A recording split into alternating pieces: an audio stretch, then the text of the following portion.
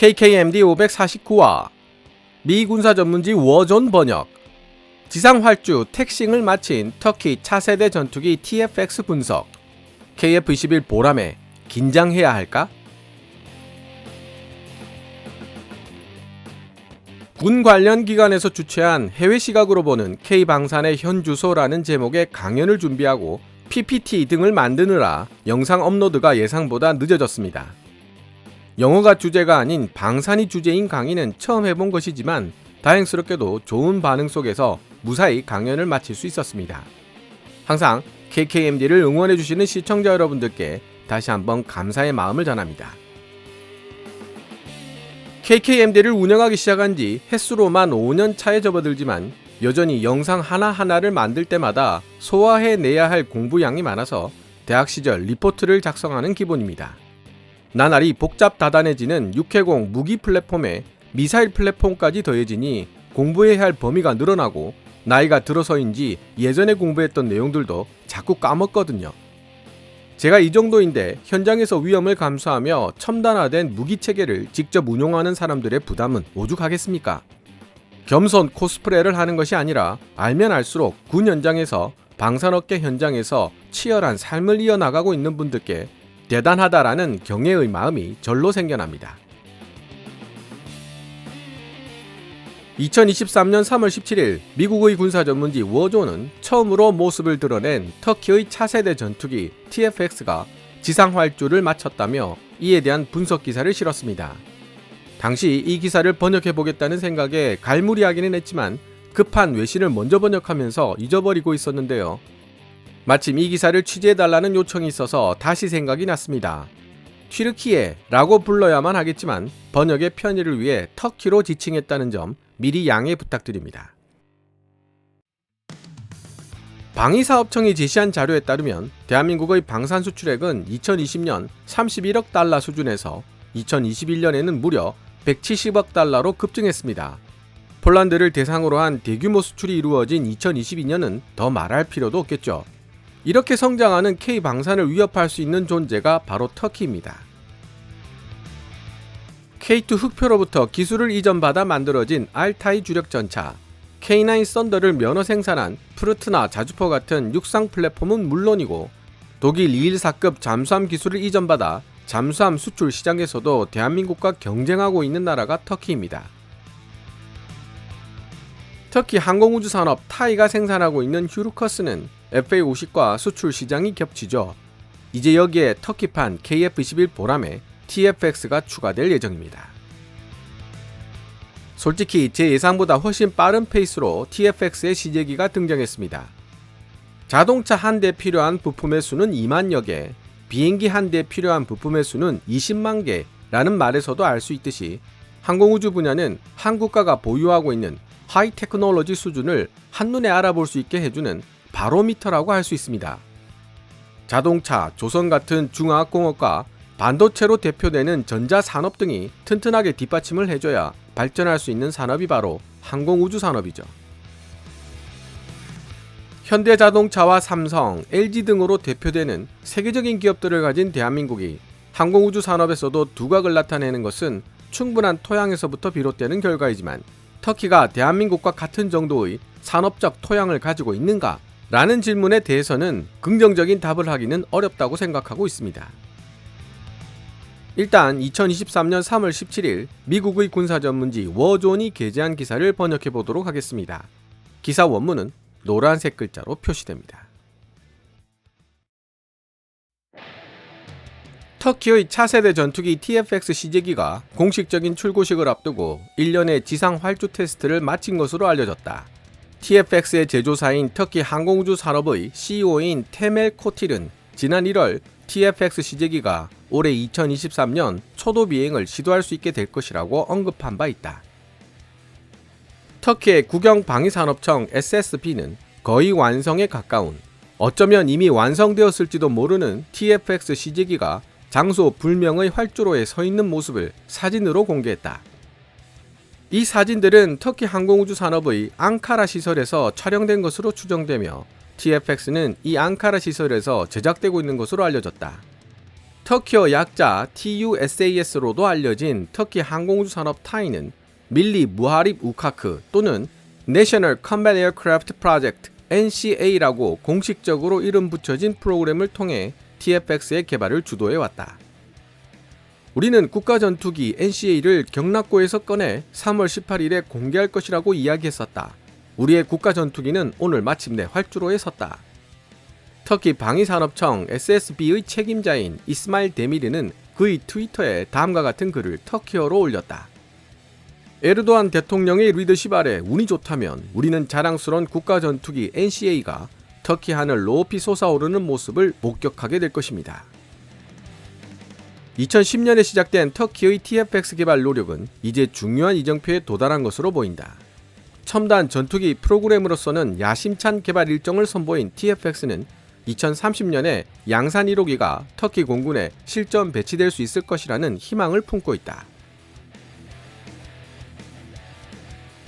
이번에 업데이트된 TFX 시제기 사진은 기체 앞부분에 여러가지 최신 센서들로 구성된 새로운 부품이 탑재되어 있는 모습을 다시 한번 보여준다.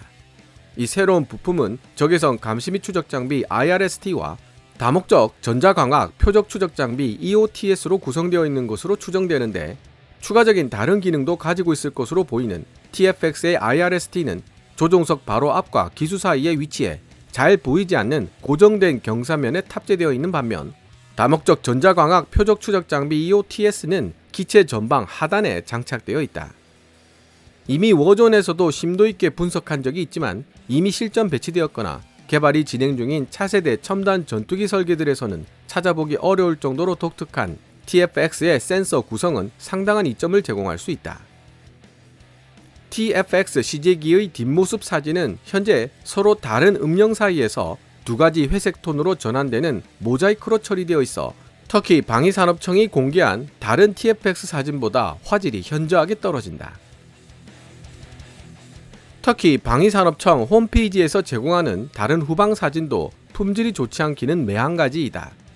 시제기 뒷모습을 이렇게 모자이크로 처리해 놓다 보니 특히 TFX에 사용되는 엔진이 정확하게 어떻게 생겼으며 두 엔진 사이에 뾰족하게 솟아있는 침의 목적이 무엇인지에 대한 의문을 불러일으킨다.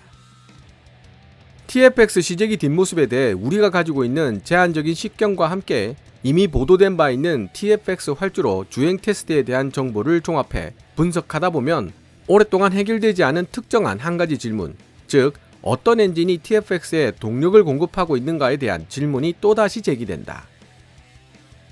터키 방위산업청이 배부한 사진과 홈페이지에 업로드된 사진들에서 찾아볼 수 있는 배기 노즐들의 형태는 제너럴 일렉트릭 F110 시리즈의 다양한 모델에서 볼 수 있는 형태들과 대략 일치한다.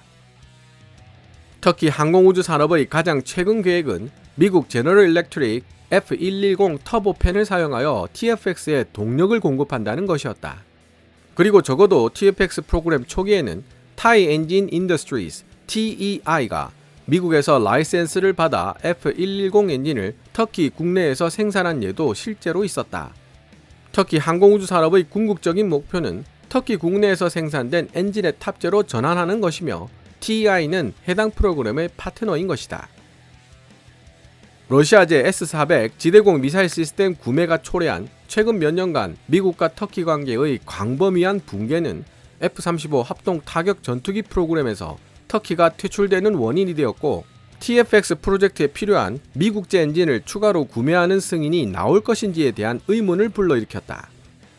F-35와 S-400 지대공 시스템을 둘러싸고 벌어진 진흙탕 싸움의 여파는 터키로 하여금 TFX를 포함한 국산 무기 시스템 개발에 주력하는 새로운 계기를 촉발시키기도 했다.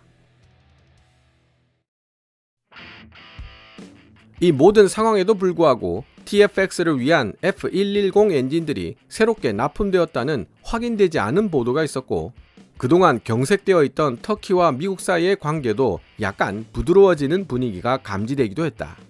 조 바이든 대통령과 그의 행정부는 터키 공군의 F-16 바이퍼 전투기를 신규로 판매하는 건에 대한 의회 승인을 추진해왔다. 그러나 터키의 F-16을 판매하자는 제안은 일부 의원들의 반발에 계속 부딪히고 있으며, 터키 고위 관리들은 가까운 시일 안에 자신들의 공군 전력을 강화시키기 위해 미국이 아닌 다른 해외 국가를 전투기 공급원으로 삼을 수도 있다는 사실을 시사했다. 과거 영국 롤스로이스와의 엔진 개발 제휴 가능성이 제기됐지만 기술 이전과 지적재산권 문제로 최초 계약부터 결렬되었으며 러시아에서 개발된 엔진 타입을 사용할 것이라는 전망도 이전에 제기된 바 있었다.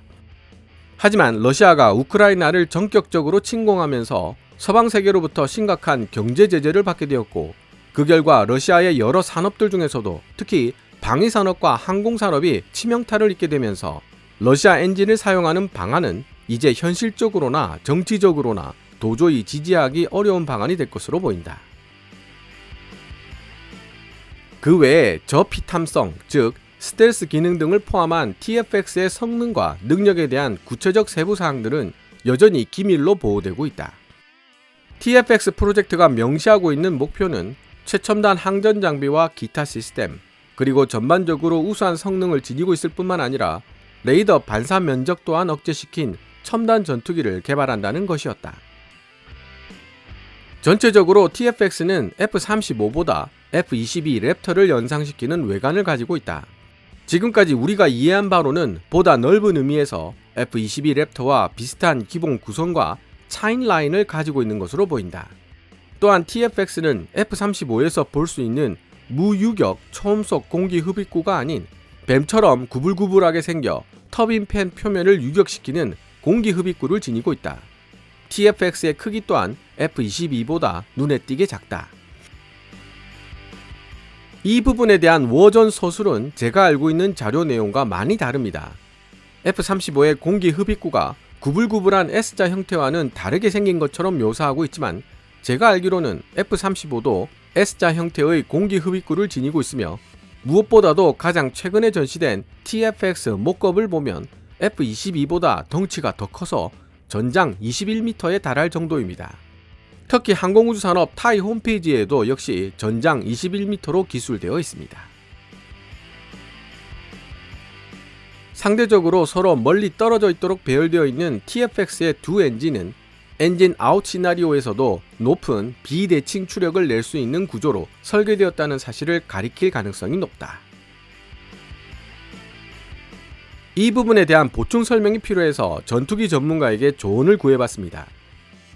엔진 아웃 시나리오란 말 그대로 엔진이 꺼지는 상황을 뜻하는데요. 쌍발기인 TFX의 경우 엔진 1, 엔진 2 두 개의 엔진이 탑재되어 있습니다.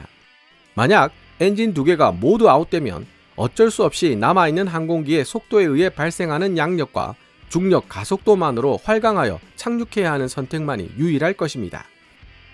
하지만 이렇게 엔진 두 개가 동시에 아웃되는 경우는 극히 희박하며 남은 하나의 엔진이라도 컨트롤할 수 있다면 조종사는 계속 추력을 발생시키는 동시에 조종타를 조작하여 비상 착륙을 시도할 수 있게 되겠죠.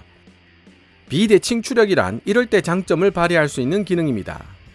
물론 비대칭 추력 기능이 장점만 가지고 있는 것은 아니며 기동성과 엔진 파워라는 측면에서 소비자의 필요에 따라 다른 선택을 할 수도 있다는 것이 전문가의 설명이었습니다. 터키 항공우주산업 타이가 TFX 프로그램을 위해 설정한 공격적인 개발 일정을 과연 지켜낼 수 있을지, 그리고 2030년이 시작되기 전까지 얼마나 많은 양의 TFX가 터키 공군에 실전 배치될 수 있을지는 앞으로 지켜봐야 할 부분이다. 그동안 더 많은 F-16을 조달하고자 하는 터키의 관심은 노후화가 심각해진 기존의 전투기들, 특히 구형 F-4E 2020 같은 전투기들을 대체해야 할 필요성이 얼마나 절실한 것인지를 잘 대변해주고 있다. 더구나 터키는 F-35 합동 타격 전투기 프로그램에서도 퇴출된 상황인 것이다. 마치 유인 전투기처럼 생긴 동시에 보잉 MQ-28 로열 윙맨처럼 TFX와 궁극적으로 짝을 이루어 유무인 복합체계 멈티로 운영될 수 있는 바이락타르 키질렐마 무인 드론 또한 터키 공군 전술기 전력을 현대화시킬 수 있는 더 크고 유동적인 대안으로 제시되어 왔다. 한편 TFX 시제기는 적어도 매우 현실적인 성능을 지닌 항공기로 보이며 터키 항공우주산업 타이는 올해 말 초도 비행 성공이라는 목표를 향해 나아가고 있는 것으로 보인다. 공식적인 출고식이 열릴 때 우리는 TFX에 대해 전체적으로 좀 더 정확한 내용을 파악할 수 있게 될 것이다. 지금까지 2023년 3월 17일 미국의 군사 전문지 워존이 게재한 기사 Our first full look at Turkey's new TFX Stealthy Fighter. 스텔시한 터키의 신형 전투기 TFX에 대한 우리의 첫 분석을 번역해 보았습니다. 기사를 읽고 난 후 첫 소감은 KF-21 보라매의 지상 활주를 보고 난 뒤에 워존이 게재했던 기사에 비해 내용이 상세하지 못하다는 것이었습니다. 그럴 수밖에 없는 것이 KF-21 보라매는 2년 전인 2021년 4월에 출고식을 하며 공개되었기 때문에 워존이 분석할 수 있는 자료들이 상대적으로 많았습니다. 선명한 사진과 영상을 통해 KF-21 보라매가 가진 특징들을 추론할 수 있는 시간적, 자료적 여유가 풍부했었다는 뜻입니다. 그에 비해 2023년 3월에 등장한 TFX는 아직 공식적인 출고식을 가지지 않았으며 터키 정부가 공개한 사진 등에 의존해 분석을 해야 하는 상황입니다. 더구나 터키 정부는 TFX에 엔진이 탑재된 후방을 모자이크로 처리한 사진을 공개하며 그렇지 않아도 엔진이 문제였던 TFX의 완성도에 대해 의구심을 자아내고 있습니다. 워존은 모자이크로 처리된 TFX 후방 사진을 보며 F-16CD에 쓰이고 있는 제너럴 일렉트릭 F-110 엔진의 탑재 가능성을 언급하고 있는데요. 터키 쪽 언론에서 주장하고 있는 내용이기는 한데 아직 공식적으로 확인된 것은 없습니다. 조 바이든 행정부가 터키에게 F-16을 판매할 수 있도록 의회를 설득하고 있다는 기사 내용에서도 알 수 있지만 미국 입장에서는 터키를 어느 정도 달래야 할 필요성이 있습니다. 엔진이라도 미국 것을 달아놓아야 어느 정도 통제가 될 것이라는 관점에서 본다면 TFX에 GF-110 엔진을 탑재할 가능성이 어느 정도 있다고 봐야 되겠죠. 특히 터키는 무인 드론 분야에 강세를 보이는 나라입니다. 차세대 유인 전투기들에게 있어 유무인 복합체계 멈티로 운용될 로열 윙맨은 거의 필수가 될 것이라는 사실에 비추어 본다면 터키는 이미 상당한 강점을 지니고 있다는 뜻이 되죠. 더구나 터키와 앙숙인 그리스 언론들이 FA-50 폴란드 수출에 대해 분석한 기사들에서 KF-21 보라매에 탑재되는 첨단 A사 레이더의 축소형이 터키산 무인 드론에 탑재될 가능성이 높고 이는 큰 위협이 될 것이라는 내용을 찾아볼 수 있습니다. 그리스가 보기엔 터키와 대한민국은 매우 긴밀한 방산협력 관계를 가진 나라이기 때문입니다. TFX의 형상을 사진으로 본 국내 전투기 전문가는 스텔스 전투기로 설계되었지만 근본적인 기술적 한계 혹은 비용적 한계 때문에 상당 부분 설계가 변경되었을 가능성이 높을 것이라고 추론했습니다. 레이더 반사파를 최대한 억제하는 외형 설계도 중요하지만 레이더파를 흡수하는 특수 도료의 성능도 스텔스 기능을 좌우하는 중요한 요소라는 점에서 TFX의 미래는 좀 더 지켜봐야 할 것 같다고도 덧붙였죠. 그만큼 고성능 스텔스 도료를 개발하기가 어렵다는 의미인데 다행스럽게도 대한민국은 스텔스 도료 분야에서도 상당한 성과를 거두고 있는 것으로 알려지고 있습니다. 또 다른 전문가는 항공역학적으로 양력을 발생시킬 수 있는 날개와 강력한 엔진만 있다면 일단 공중으로 뜰 수는 있겠지만 단순히 공중에 뜨는 것과 전투를 위한 고도의 기동을 수행하는 것은 전혀 별개의 문제라고 지적하기도 했습니다.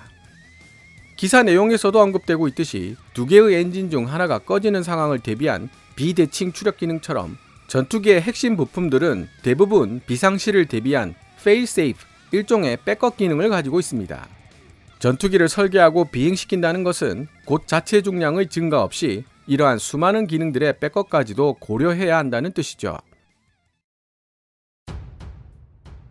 전투기 전문가로부터 전투기 fail-safe에 대한 이야기를 한참 들으면서 잠시 딴 생각을 했습니다.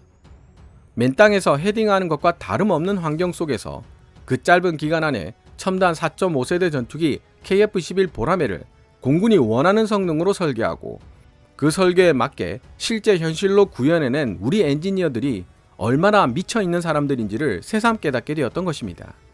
이런 미친 사람들이 지금보다 더 많아져야 대한민국의 미래가 계속 밝게 유지될 텐데요.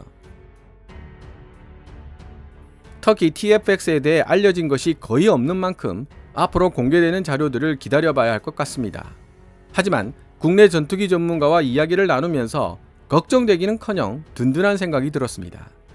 대한민국의 엔지니어들은 이미 KF-21 보라매 그 너머를 생각하며 준비하고 있었기 때문입니다. 오늘 KKMD에서 준비한 내용은 여기까지입니다. 방송되었던 내용들은 KKMD 공식 블로그에서도 만나보실 수 있으니 구글이나 네이버 검색창에서 KKMD를 검색해 보시기 바랍니다. KKMD는 여러분들께서 챙겨봐 주시는 광고 수익으로 운영되고 있으며 영상 제작을 지원하고 싶다면 후원 멤버로 가입해 주시면 됩니다. 지금까지 시청해 주셔서 감사합니다. Kevin's Military 채널 KKMD